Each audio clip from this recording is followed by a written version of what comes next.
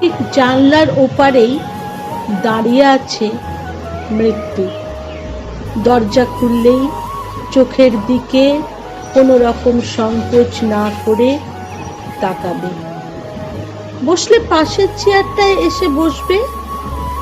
বলা যায় না, আমাকে হ্যাঁচকা টান দিয়ে নিয়ে যাবে যেখানে নেওয়ার।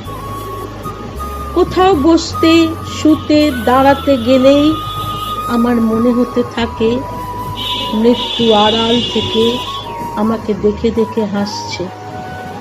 স্নান ঘরে জলের শব্দের মধ্যে মৃত্যুর শব্দ বাজতে থাকে। চুপচাপ বিকেলে কানের কাছে মৃত্যু এসে তার নাম ঠিকানা জানিয়ে যায়।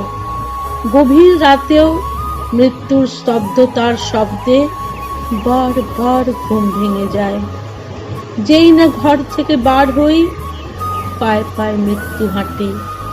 যেখানেই যাই, যে বস্তি বা প্রাসাদে, মৃত্যু যায়। ঘাড় যেদিকেই ঘোরাই সে ঘোরায়, আকাশ দেখি সেও দেখে, ভিড়ের বাজারে গায়ে সেটে থাকে।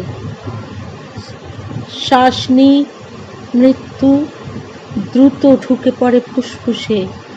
এত মৃত্যু নিয়ে কি বাঁচা যায়? কেউ বাঁচে?